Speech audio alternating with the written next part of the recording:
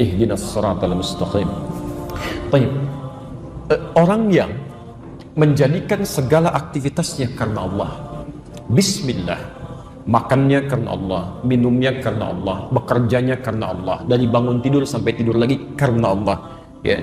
Dan maaf, sifat karena Allah ini tidak semata-mata keinginan, tapi diwujudkan dalam bentuk pengawasan. Perhatikan betul ini ya.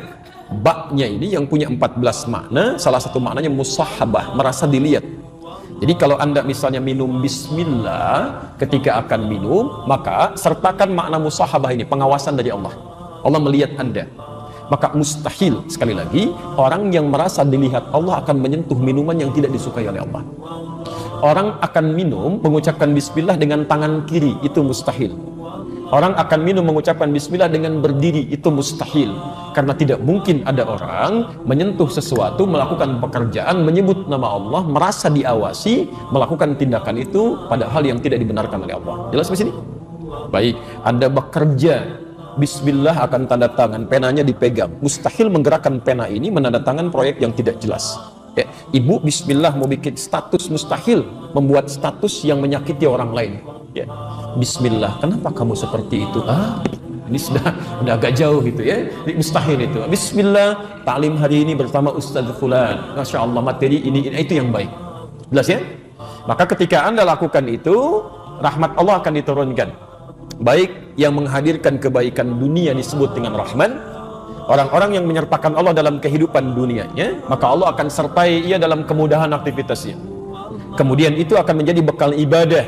Baik, sifat Allah yang memberikan kebaikan dalam bekal ibadah di akhirat nanti disebut dengan Rahim. Bismillah, Assalamualaikum. Kalimat bismillah itu menjadikan kalimat yang kita ucapkan dalam pekerjaan kita bernilai ibadah. Bismillah, minum. Kalau Anda tidak mengucapkan kalimat Allah di situ, maka minuman ini cuma menghilangkan haus. Ketika Anda ucapkan bismillah, Anda minum, kalimat itu yang menjadikan setiap airnya jadi ibadah, dicatat. Di akhirat diberikan hasil dari pekerjaan kita itu. Nah, Allah yang memberikan hasil dari pekerjaan kita, menempatkan kita di surga, itu banyak nanti turunannya. Ya. Masya Allah. Bahkan ada orang yang belum masuk surga, saking tingginya pahalanya langsung diperkenankan melihat Allah tanpa hijab. Itu sebelum masuk surga. Ada di Quran surah 75 ayat 22 sampai 23. Posisi paling kiri sebelah atas. Wujuhu yawma idzin nadhirah. Ada orang-orang yang belum masuk surga, wajahnya sudah berbinar gembira. Ya. Ila rabbiha nadhirah. Dia bisa berhasil melihat Allah tanpa hijab. Nanti ada surganya yang dengan Nabi SAW, ada yang di taman surga, kan? Quran surah 51 ayat 15 sampai 23. Ada yang surganya seluas langit dan bumi, Quran surah 3 133. Ada yang macam-macam. Kalau Anda sudah bisa lakukan itu, maka syukuri alhamdulillahirabbil alamin. Kalau Anda bisa bersyukur, saya sudah pernah terangkan supaya tidak meluas, maka orang yang bersyukur atas nikmat Allah itu, Allah janjikan akan ditambahkan kembali nikmatnya. Konsepnya di Quran surah ke-14 ayat ke-7. Ya, wa idz ta'adzana rabbukum la in syakartum la azidannakum. Maka setelah alhamdulillahirabbil alamin, kemudian dituangkan kembali kalimat tambahan ar-rahmanir rahim. Siapa yang syukur kepada Allah, Rahman dan Rahim akan ditambahkan kembali. Jelas ya? Tapi jangan berbangga dulu karena semua kenikmatan itu ujian, semua akan ditanya. Yang punya tetap Allah, itu cuma titipan saja, titipan saja. Ya, Anda diberikan nikmat misalnya, alhamdulillah, baju digunakan untuk ibadah. Allah tambah lagi, jangan bangga karena itu titipan. Digunakan untuk kebaikan. Yang punya tetap Allah. Yang punya disebut dengan Malik. Setiap yang punya akan mengambil dan bertanya. Saya titipkan kepada Anda, saya titip handphone ya. Satu kali saya ambil. Satu hari disebut dengan yaum. Saya tanya tentang titipan itu disebut dengan ad-din, kama tudinu tadinu tidan. Sebagaimana saya titipkan, saya akan tanya. Anda bertanggungjawabkan.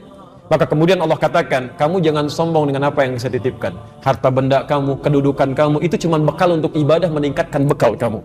Maka tetap Malik saya yang punya. Yaumuddin, kamu akan bertanggungjawabkan untuk saya berikan hasil dari perawatan titipan itu. Bagaimana cara kami merawatnya ya Allah? Dengan ibadah. Iyyaka na'budu. Jadikan semua titipan Allah itu sebagai ibadah.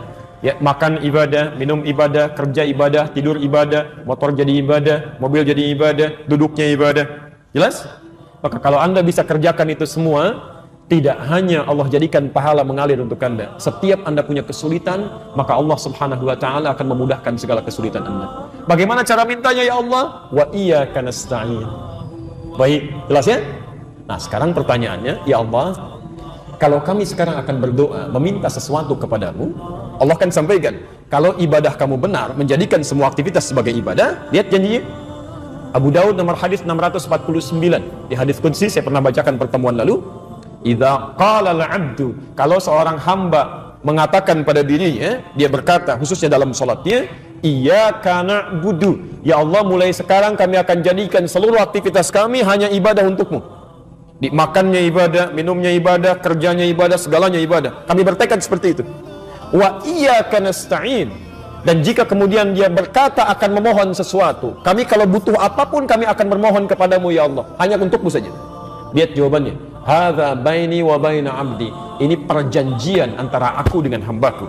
Wali abdi, kalau hambaku benar ibadahnya, benar makannya ibadah karena Allah, benar minumnya ibadah karena Allah, benar salatnya ibadah karena Allah, masalah apapun yang kamu minta sekarang ini aku akan kabulkan. Sekarang pertanyaannya, kalau Bapak Ibu ditawarkan oleh Allah, apapun yang akan diminta akan dikabulkan. Mau minta apa? Ayo, Bapak, ada yang surga, ada yang macam-macam, ada yang mikir dulu, ada yang saking banyaknya nggak bisa disebutkan ya. Baik. Karena itu kita akan diajarkan oleh Allah satu permintaan yang saat kita mohonkan, maka semua kebutuhan kita akan terpenuhi. Semua kebutuhan, bukan keinginan tapi kebutuhan. Karena Allah hanya mengabulkan apa yang dibutuhkan, bukan apa yang diinginkan. Maka kalimat itu kita ucapkan setiap hari minimal 17 kali. Setelah mengucapkan iyyaka na'budu wa iyyaka nasta'in, apa yang kita ucapkan? Ihdinas siratal mustaqim.